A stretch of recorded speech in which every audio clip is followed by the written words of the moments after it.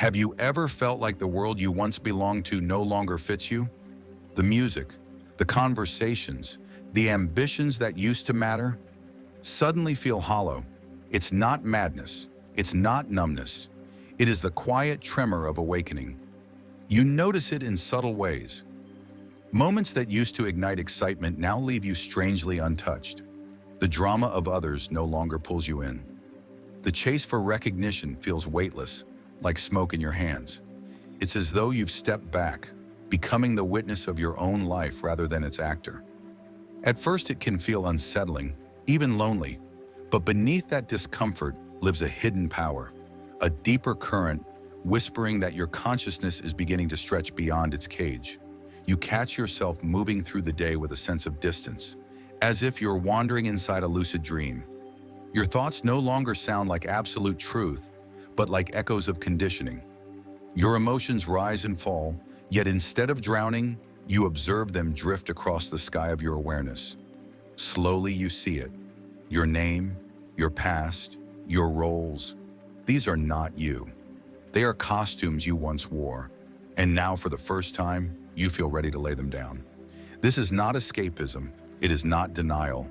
It is the recalibration of frequency, the moment your inner self begins to step outside the architecture of programming. And in that detachment, something ancient stirs, something vast, unbound, and luminous. You no longer feel like the same person because you are not. Mystics have called this the threshold of awakening. Quantum thinkers call it the revelation that consciousness does not live inside the body. The body lives inside consciousness. From here, reality itself starts to bend. You begin questioning the truths you once accepted without hesitation. You wonder, were those choices ever mine? You begin to sense the pull of two worlds, the familiar one you're leaving and the mysterious one that is just now unfolding. There are two realities unfolding before you. The one you were taught to believe is solid, unshakable, and the one you're just beginning to sense, woven not from matter, but from mind. Strange synchronicities appear, as if thought is meeting the world halfway. Moments stretch and bend. Time feels elastic and manifestations arrive almost too quickly. These are not random glitches. They are signals that your inner field is stirring awake, and yet nothing around you seems to have changed. Your job looks the same, your relationships follow their patterns, your environment remains familiar. But within you, everything is different. This is the threshold, the space between who you were and who you are becoming. It's tempting to retreat, to pretend you never glimpsed behind the curtain. But once you have seen through the illusion, you cannot unsee. Once the veil thins, it does not reseal. This in-between phase is sacred. Here, your consciousness is not expanding through books or borrowed wisdom, but through the undoing of false layers, through the raw experience of not knowing, and through the deeper calm of no longer needing to know. You begin to realize the mind was never here just to endure reality. It was designed to sculpt it, and that shift changes everything. For what if the story you were told about reality has been backwards all along? Since childhood, you were taught that matter is the foundation and consciousness a side effect, a spark flickering in the brain. But what if it has never been that way? The classical model insists the universe began with particles, energy, space, and time, and that somewhere along the line, consciousness mysteriously appeared. But this model collapses when asked to explain intuition, creativity, or the very act of choice. And this is where quantum physics begins to pierce the illusion. In the quantum field, nothing exists as fixed substance. Everything rests in probability, a shimmering wave of possibility. Only when observed does it collapse into form, into matter, into reality itself. This is not wishful thinking, this is physics. It unravels the old materialist paradigm at its roots. Visionaries like Amit Goswami go further. They suggest consciousness is not shaped by matter, but precedes it. Awareness is the source, not the byproduct. This means your body, your brain, even your timeline, do not contain consciousness. They arise within it. You are not a small observer inside a vast universe. The universe is unfolding inside you. You are not inside the field. You are the field watching itself unfold. The dreamer in the dream, the canvas and the artist. And when this shift dawns on you, when you realize your essence is not trapped in neurons or bone, everything loosens. Cause and effect no longer feel rigid. Time stretches like silk. Synchronicities weave themselves into your days. Life stops happening to you and begins to move through you. Choices no longer arrive from logic alone. They emerge as resonance, as alignment, as a vibration you feel in your whole being. You don't just calculate, you sense. You don't just decide, you embody. And in that state, timelines bend. Not by accident, but by intention. You become the one who chooses, and choice itself becomes creation. Yet here lies the paradox. The more awake you are, the less the thinking mind can understand. Because this is not a theory to analyze, but a state to inhabit. Quantum consciousness cannot be solved. It can only be lived. It is a frequency, a return to the original posture of existence. Not behind your eyes, but behind all of reality. This is awakening, and it explains why the world around you may look unchanged. Yet inside, everything feels irreversibly new. You notice people still repeating their old patterns, but you are no longer bound to the script. You hear fear and ego in conversation, but your body no longer absorbs it. This is not rebellion, it is remembrance. The remembrance that you are not the outcome of creation. You are creation becoming aware of itself. This awareness is not a privilege for the few. It is natural. It is your birthright. But in a culture addicted to noise, it feels radical. Because once you live from this space, the game of seeking dissolves. You realize you were never incomplete, never fractured, only asleep to the infinite role you have always played in the dance of existence. And then a moment comes when the scaffolding of your old identity begins to fall away. Not as proof of damage, but because the self you built to survive has fulfilled its purpose. This stage can feel confusing, even frightening. The structures you once leaned on, your name, your beliefs, your roles, suddenly reveal themselves as hollow shells. For the first time, you begin to see that much of what you called me was never truly you at all. But this is not the end. This is the unraveling, a necessary shedding, because quantum consciousness cannot awaken while you're clinging to a mechanical self. The two vibrate on different frequencies. One is rigid, reactive, built from fear and survival. The other is fluid, expansive, tuned to presence and infinite choice. To step into the latter, the former must dissolve. Naturally, the ego resists. It panics, fights, whispers its old lines. You're losing control. You don't know who you are. Something must be wrong, but nothing is wrong. What's happening is that your awareness, your real self, is stepping out from behind the mask. And the mask knows its time is running short. The ego is not your enemy. It is simply outdated. It was built to shield you in a world that dictated who you should be. It gathered fragments from parents, culture, religion, trauma, and wove an identity sturdy enough to survive. But as consciousness expands, the map no longer fits the terrain. The old coordinates don't match the new horizon. And so you begin to see through the rules, the conditioning, the subtle manipulations. Until one day you find yourself questioning not only your thoughts, but the very thinker behind them. This is the dissolution of the programmed self, and it is sacred. You begin to notice thoughts that no longer fit, beliefs you never truly chose, reflexes that feel strangely foreign. It's as if you've walked through the same house for years, only to suddenly realize none of the furniture belongs to you. This is why awakening so often carries the weight of grief.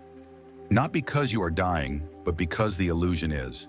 The mask you thought was essential is dissolving, and in its place, a vast quiet space begins to open. In that silence, something deeper stirs. You find yourself watching your body instead of being lost in it. Emotions arise, yet they no longer devour you. Thoughts pass, and you witness them like characters playing across a screen. And then comes the realization, I am not the voice. I am the one who hears it. Mystics have whispered this truth for centuries, and modern quantum thinkers echo the same. You are not a bundle of flesh and fleeting thought. You are consciousness itself, expressing through this body, but never confined to it. The more you live from this awareness, the less grip the old identity has. It weakens, not because you resist it, but because you no longer feed it with belief. Sometimes this shift arrives gently, almost unnoticed. You wake up and find you no longer care to argue. Approval feels irrelevant. Control looks like smoke slipping through your fingers. Peace matters more than being right.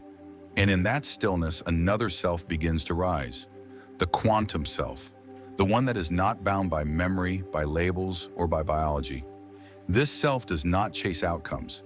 It does not fear uncertainty. It simply exists. Pure presence, pure perception, pure power. When this becomes your new baseline, reality itself bends. For the field does not answer to the ego. It responds to the awareness behind it, the one who chooses from coherence, not chaos. So if lately you have felt lost, if you are questioning who you truly are, if it feels like your life is falling apart, know this: you are not breaking down. You are breaking through. The program is dissolving. The illusion is fading. What remains is who you have always been, the conscious creator, finally remembering itself. There is a sacred turning point in every awakening when the question shifts from, why is this happening to me, to what am I choosing to create now? Until now, perhaps you believed life was something to endure or manage, something happening around you or even against you. Perhaps you thought your task was to simply observe, to remain mindful, to react less. Yes, that is the beginning. It is the doorway, the quiet interval between the self you outgrew and the self that is awakening. But observation is not the destination. It is only the threshold. At some point, you must take your place as the creator, not through control, not through force, but through the quiet power of coherent presence. For in the quantum field, observation itself collapses potential into form. And the lens through which you observe becomes the brush that paints reality. When you gaze through fear, you call forth what echoes fear. When you look with clarity, you anchor peace. Every choice, every feeling, every story you hold, they are not just private experiences. They are signals, instructions, activations. The field does not answer what you say, it answers what you are. This is where reaction ends and creation begins. Not in sudden mastery or flawless control, but in steady, consistent alignment. You begin to see your frequency not as a byproduct, but as your greatest offering. You are no longer only reading the field, you are writing it, and the field writes back. Synchronicities multiply, not accidents, but rhythms. The perfect words arrive at the perfect moment. A call comes the instant you think of someone. Ideas spark as if from another dimension. Time itself stretches or folds in mysterious ways. Life begins to flow with you the moment you stop resisting it. You no longer wrestle with reality, trying to force it into shape. Instead, you open, becoming available to something deeper, to the version of reality already aligned with who you truly are. And this is where the real quantum shift occurs. When you realize the world outside is not a prize to chase, but a mirror reflecting your state of being. The field does not echo your intentions. It echoes your identity. You never attract what you want. You attract what you are coherent with. So pause and ask yourself, who are you being right now? Not yesterday, not after your next breakthrough, not when all the answers finally arrive, but now in this breath, in this vibration. Are you living as the echo of your past or as the signal of your future? You cannot collapse new timelines from an old state of being. You cannot summon abundance from lack, clarity from confusion, love from fear. The field does not respond to effort, it responds to frequency. And the instant your inner world aligns with the reality you choose, without proof, without certainty, without needing validation, the shift ignites. That is when you finally see. The observer was always the creator. If these words speak to your journey, if you feel ready not just to watch life, but to shape it, let it ripple into the field by declaring, I am not just a mind, I am the field. Because when you speak from knowing, the universe does not simply hear, it rearranges itself around your truth. So what does it look like to truly live from quantum consciousness, not just on the meditation mat, not only in moments of inspiration, but in the raw, ordinary, sometimes overwhelming pulse of daily life. This is the ultimate integration, when wisdom stops being a practice and becomes your natural way of being. Your identity is no longer a mask you wear. It is a frequency you embody. You notice your reactions softening, not because you force yourself to stay calm, but because the old triggers no longer land. Someone cuts you off in traffic, you breathe. An old wound stirs. You observe, but you do not collapse. You do not suppress emotion. You simply stop being ruled by it, because you no longer act from the self that was built to survive. You respond from the self that remembers. I am not the moment. I am the field witnessing the moment, and this remembrance reshapes everything. Conversations deepen because you no longer speak to defend or impress. You listen through presence. Relationships evolve because you stop seeking in others what you have already found within. Even your work transforms. Tasks that once felt heavy flow with ease and clarity because you are no longer moving from obligation. You are moving from alignment. You stop pushing, you begin pulling. You stop proving, you begin radiating. On the surface, it may seem like nothing has changed. You're still showing up to work, still speaking with friends, still moving through routines. But inside, everything is different because your compass is no longer external. It is vibrational. It is internal. It is the self anchored in awareness. From that stability, choices feel different. You no longer ask, is this the right decision? Instead, you ask, is this the right frequency? You sense timelines, not just outcomes. You trust the current of intuition more than the logic of fear. And through that trust, new realities fold into being. Not through force, but through coherence. This is what it means to live as your quantum self. Not escaping life, but walking through it with grounded sovereignty. Not bypassing pain, but witnessing it from a deeper stillness. Not grasping for control, but trusting calibration. Challenges still arise. Resistance still appears. But your relationship to them is transformed. You remember, this too is the field. And in remembering, you reclaim your power. Because nothing that shows up is random. It is all feedback, a reflection of your frequency. And if the reflection displeases you, you don't fight the mirror. You adjust the source. This is the radical responsibility of quantum living. To know that while you cannot dictate every event, you are always the point of origin, not of circumstance, but of frequency. And that frequency, steady, clear, aligned, becomes your portal. As Amit Goswami reminds us, you choose your reality by how you collapse possibilities. And each moment offers a new choice, a new observation, a new vibration. So the question is no longer, will life align with me?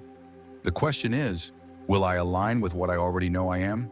Because quantum consciousness is not a state you visit. It is a state you stabilize. And by now you may be feeling it. Not as an idea, but in your body. A quiet sense of return, not to the past, not to an identity, but to something deeper, something original. The recognition that you have always been more than a name, more than a story, more than your circumstances. What we call awakening is not the arrival of something new. It is the unveiling of what has always been here. But here is the truth few will tell you. Awakening is only the beginning. The real journey is stabilization. And this is where most fall away. Not from weakness, not from lack of discipline, but because the outer world has not yet caught up to the inner shift. You return to your familiar surroundings, the people who know you, and the patterns that once defined your rhythm. And here lies the true test. If your new frequency is not firmly anchored within, the old frequency will not need to shout or push. It will simply whisper you back into its orbit, quietly, almost invisibly, until you realize you are once again living from yesterday's signal. This is why the space between awakening and embodiment is both fragile and sacred. It is the passage where your quantum consciousness must transform from an occasional glimpse into your full operating system. Insight is no longer enough. Presence can no longer be something you visit. It must become the ground you stand on. In this space, your nervous system is no longer waiting for permission from the outside world to feel safe. It becomes the safety itself. It radiates as the signal, the gravity, the new center around which your life organizes. And here, you begin to realize that embodiment is not about perfection, but about returning again and again. Each time you fall out of alignment, you realign. Each time you drift, you reattune, not because you are weak, but because you are devoted. Devoted not to escaping life, but to living it fully. Devoted to holding the highest vibration you can, even in the face of chaos. And when you approach life this way, you see that every misstep, every slip, every return is not failure. It is practice. It is the ongoing dance between remembering and forgetting, between contraction and expansion. And over time, the rhythm of return becomes your strength. Your life ceases to be about chasing transcendence and begins to be about embodying divinity here, in every mundane breath, in every human interaction. This is where true stabilization begins, not in fleeing the world, but in carrying the field within you so deeply that the world has no choice but to reorganize around your signal. And if this resonates in your heart, don't just let the insight pass. Anchor it, practice it, let it take root in your everyday choices, because awakening was never meant to be a moment you visit, it was meant to be the life you live.